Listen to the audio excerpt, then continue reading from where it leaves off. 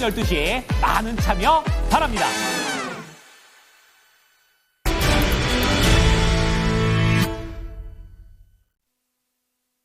오늘은 왜 이럴까요? 간밤에 미증시도 안 열렸고 뭐 별다른 이상 징후는 없는 것 같은데 지수가 많이 밀립니다. 그리고 수급도 굉장히 안 좋아서 유한타증권의 박진희 부장과 함께 조금 더 분석해 보겠습니다. 안녕하세요. 네, 안녕하세요. 예, 오늘 어려운데요. 왜 이렇다고 보시는지 핵심 짚어주세요. 네, 제가 봐도 시장이 왜 이러는 건가 싶습니다.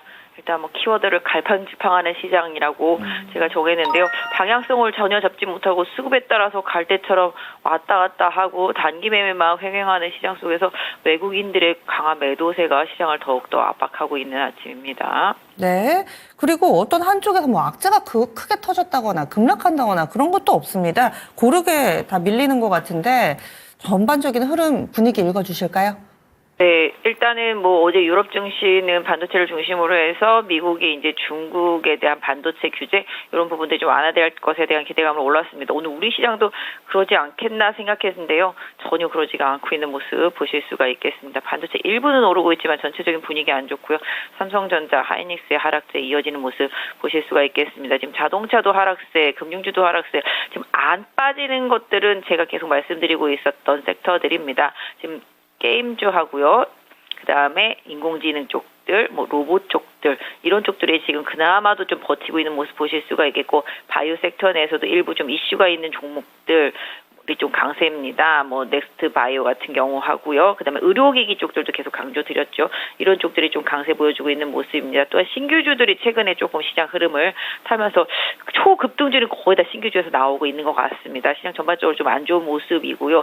그나마 좀 상대적으로 최근에 좀 많이 빠졌던 백화점 뭐 이런 쪽들, 마트 이런 쪽들이 상대적으로 좀 어제부터 좀 반등하면서 들 빠지는 모습 보실 수가 있겠고요. 제약바이오들도 일정 부분 좀 반등에 나서고 있는 모습에서 개별 흐름이라고 좀 말씀드릴 수가 있겠습니다. 또한 카카오 네이버를 중심으로 해서 숲까지 역시 플랫폼 컨텐츠 뭐 이런 쪽들에서 좀 강세 흐름 나타나고 있는 모습 보실 수가 있겠습니다. 네.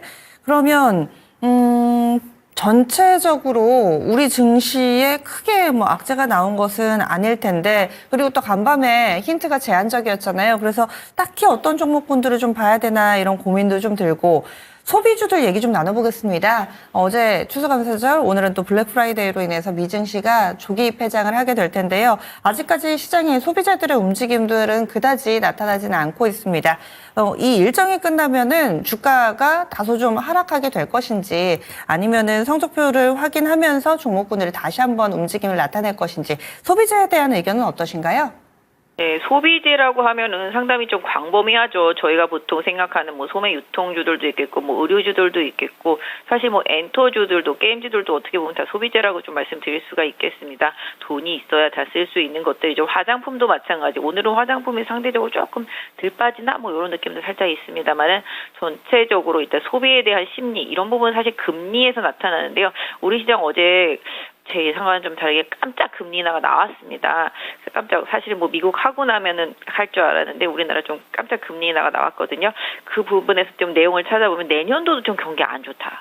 요게 좀 시장 안 좋은 거에 키포인트가 될 수 있을 것 같습니다. 오히려 선제 대응하기 위해서 금리 인하를 했는데 그 부분이 경기 내년에 좀 안 좋을 것에 대한 부분들을 미리 좀 선반영하면서 금리 인하를 한 부분이라서 시장 전체적으로 좀 안 좋은 모습이고요.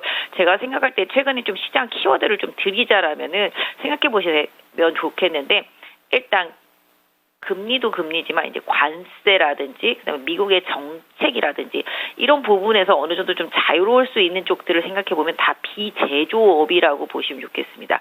비제조업은 그래도 그게 거의 다 이제 소비 쪽에 있는 것들도 있고 서비스 쪽에 있는 것들도 있는데요. 비제조업은 이제 관세에 좀 너그럽죠.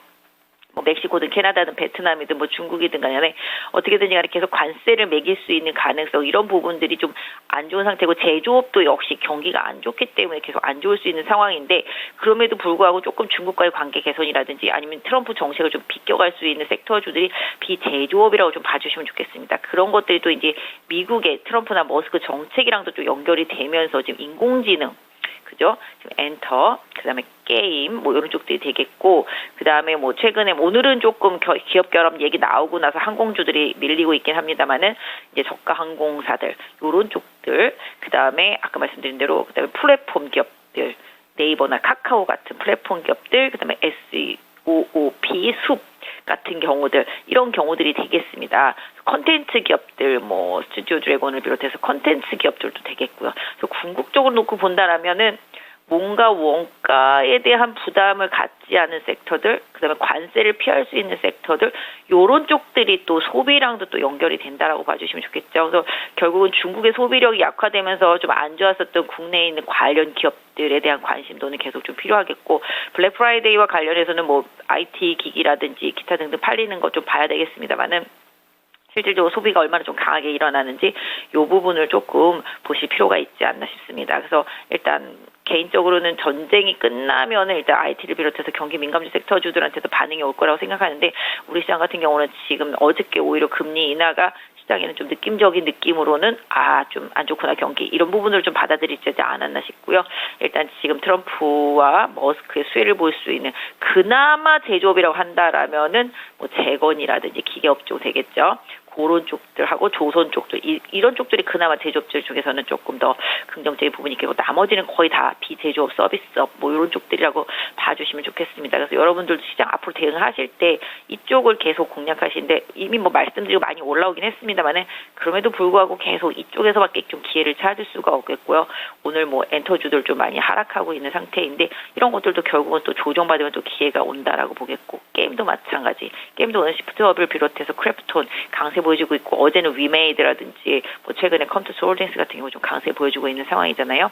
그렇다시피 아까 말씀드렸던 그 비제조업이라는 부분을 조금 염두에 두시고, 뭐 소비 지표도 소비 지표고 금리도 금리지만 기본적으로 조금 결국은 그쪽이 또 소비의 한 일편이라고 좀 봐주시면서 시장 좀 대응하시는 게 향후에도 조금 더 유리하지 않나 싶습니다.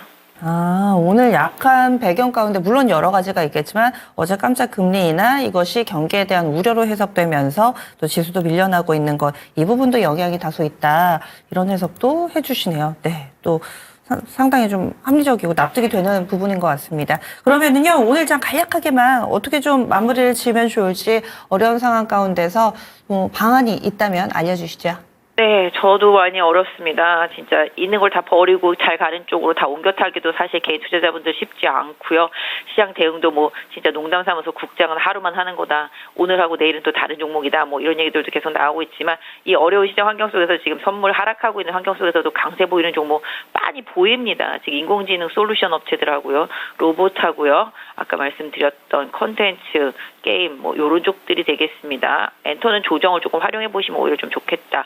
그다음에 의료기기 쪽도 계속 좋게 본다고 말씀드렸죠. 인공지능이랑 연결된 쪽은 다 좋습니다. 인공지능, 로봇, 자율주행, 그다음에 솔루션 쪽들, 그다음에 플랫폼. 하다못해 개인적으로 지금 카카오도 달라 보여지고 있습니다. 카카오의 흐름도 개선이 많이 되고 숲도 많이 개선이 되고 있거든요. 네이버하고 뭐 숲 이런 것들도 마찬가지 되겠습니다. 그래서 이런 쪽들하고 트럼프랑 관련이 없는 중국 관련 소비주들, 아까 말씀드렸던 뭐 엔터나 뭐 게임이나 뭐 이런 것들은 조정을 조금 활용해 보실 필요가 있겠다. 하이브 문제는 일단은 하이브 때문에 불거지긴 했지만 다른 엔터주들은 조정이 오히려 조금 기회일 수 있겠다, 좀 말씀드리도록 하겠습니다. 그래서 기본적으로 아까 말씀드린 비제조업 중심으로 좀 봐주시고, 제조업은 아까 말씀드린 기계랑 뭐 재건 쪽하고 그다음에 조선 쪽 이런 것들 좀 조정폭 확인하시면서 좀 서서히 좀 준비하시는 전략이 좋겠습니다. 그럼 다음 주에 뵙겠습니다. 네, 감사합니다. 네, 유한투증권의 박진희 부장이었습니다.